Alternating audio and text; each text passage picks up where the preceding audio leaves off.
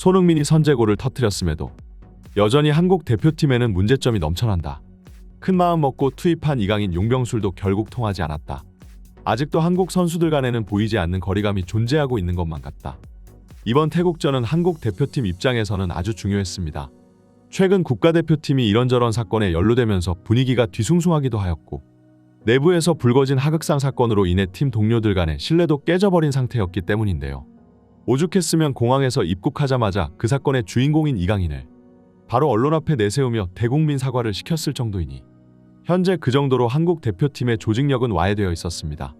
가뜩이나 클린스만이 망쳐놓은 아시안컵의 결과 때문에 선수들이나 팬들이나 무력감과 패배감을 느낄 수밖에 없었고, 이런 상황에서 임시 소방수로 팀에 부임한 황선홍에게는 막중한 임무가 짊어져 있었습니다. 가장 먼저 대표팀 내부의 조직력을 재정비하면서 다시 선수들 간의 신뢰를 회복시켜야 했고, 그런 점에서 하극상 사건의 주인공인 이강인을 곧바로 대표팀 소집 명단에 합류시키며 과감한 결단을 내렸습니다. 또한 곧바로 다가오는 태국전을 대비하며 스쿼드도 새로운 판을 짜야만 했는데요.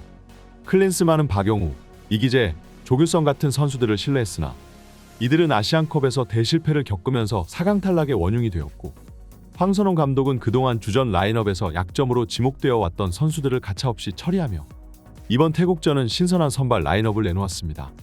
특히 이 중에서도 백승호와 주민규의 선발 기용은 그야말로 새로운 시도라고 볼 수 있었는데요.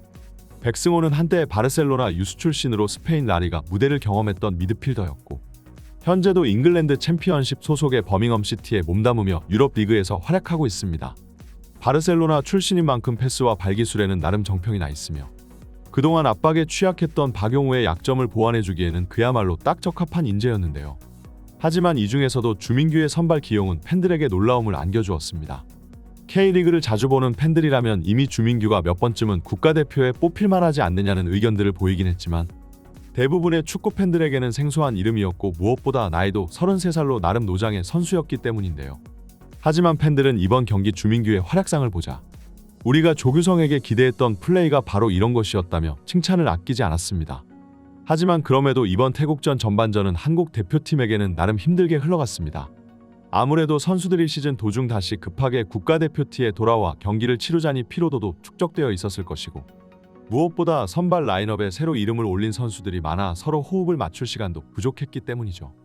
특히 후방 지역 쪽에서의 패스미스가 발생하면서 태국은 여러 차례 기회를 잡기 시작했습니다. 그렇기에 결국 이번 경기에서도 해결해줘야 하는 건 결국 손흥민이었는데요. 모두가 알다시피 이제 손흥민은 경기에서의 영향력을 높이기 위해 사실상 프리롤 역할로 뛰고 있었고, 최전방과 미드필더 사이를 오가면서 경기의 흐름을 뒤바꾸자 노력했습니다. 하지만 손흥민의 이런 영향력도 저번 아시안컵 4강 무대에서는 큰 효과를 발휘하지 못했는데, 그 이유 중 하나가 바로 최전방 스트라이커 조규성의 활약이 너무 미미했기 때문인데요. 손흥민이 공을 주면 조규성이 몸으로 버티면서 다시 내주고 공간을 만들어줘야 하는데, 조규성은 키만 컸지 포스트 플레이를 전혀 활용하지 못하는 선수였기 때문이죠. 하지만 조규성에게 기대했던 플레이를 오늘 주민규는 만족스럽게 소화해냈습니다.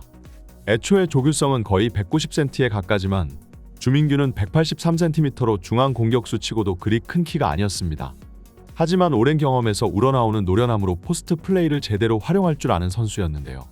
게다가 왼발과 오른발을 자유자재로 사용한다는 것도 큰 이점 중 하나였습니다.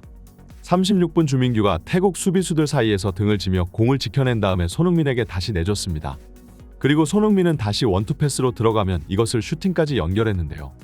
비록 골로 연결되지는 않았으나 이 시점부터 대한민국 대표팀의 공격이 풀리기 시작했습니다. 물론 주민규도 19분경 결정적인 골찬스를 날려먹기는 했으나 적어도 박스 근처에서의 영향력에 있어 손흥민에게 훨씬 편안한 환경을 만들어주고 있다는 것이 적어도 조규성보다는 낫다는 게 팬들의 반응이었습니다. 그리고 41분경 마침내 한국 대표팀의 선제골이 나왔고, 역시나 이번에도 손흥민의 발끝에서 터져나온 골이었습니다. 중앙지역에서 한국 선수들이 유려한 패스 플레이로 측면을 뚫어냈고, 이재성이 왼쪽 측면에서 건네준 크로스를 손흥민이 왼발로 깔아차면서 반대쪽 골망 구석을 흔들었습니다. 전반 20분까지는 한국이 나름 고전하는 흐름이었지만 그 이후부터는 최전방 쪽에서의 공격 작업이 원활하게 돌아갔고, 결국 적절한 환경이 갖춰지자 대한민국의 주장 손흥민이 날카로운 침투로 순식간에 골을 만들어낸 것이었습니다. 하지만 이 좋은 분위기에 60분 태국이 찬물을 끼얹고 마는데요. 이번 경기 우리 수비수들은 유독 스로인 상황 때 집중력이 떨어진 모습을 보였고, 상대가 공을 빠르게 던져서 박스 근처까지 접근하는 걸 속수무책으로 바라만 보고 있었습니다. 그리고 태국 선수가 때린 슈팅이 절묘하게 크로스처럼 연결되며 태국 선수의 발 앞에 떨어졌고 결국 대한민국은 후반전 60분 동점골을 허용하고 말았습니다. 흐름을 태국에게 빼앗겨 버리자 황선홍 감독은 결국 주민규와 정우영을 빼고 이강인과 홍현석을 투입시켰습니다. 한 골을 넣자 태국은 이제 아예 엉덩이를 뒤로 빼버리며 전원이 수비에 나섰고 더 촘촘해지고 밀집된 태국의 두 줄 수비를 한국 대표팀은 공략하는데 어려움을 겪었습니다. 특히 85분과 90분 사이 한국 대표팀에게는 엄청나게 많은 골 찬스가 찾아왔지만 대한민국 선수들이 골 결정력은 계속해서 기회를 무산시켰고 특히나 교체 투입된 조규성이 안 하는 이만 못한 플레이로 모든 패스를 라인 밖으로 걷어내면서 태국 선수들이 시간만 끌 시간을 벌어다 주었습니다. 게다가 이강인의 활약상도 나쁘지는 않았지만 예전과 같은 날카로운 패스는 나오지 못했습니다. 인성 문제와 별개로 그동안 이강인이 국가대표팀에서 나름 위협적인 패스로 기회 창출을 해준 것은 사실이나 오늘 경기는 이강인이 마음먹고 때려 넣은 롱패스가 동료 선수들에게 제대로 전달되지 못했고 결국 이런 불협화음은 다시 한번 선수들 간의 거리감을 나타내주는 듯이 보였습니다.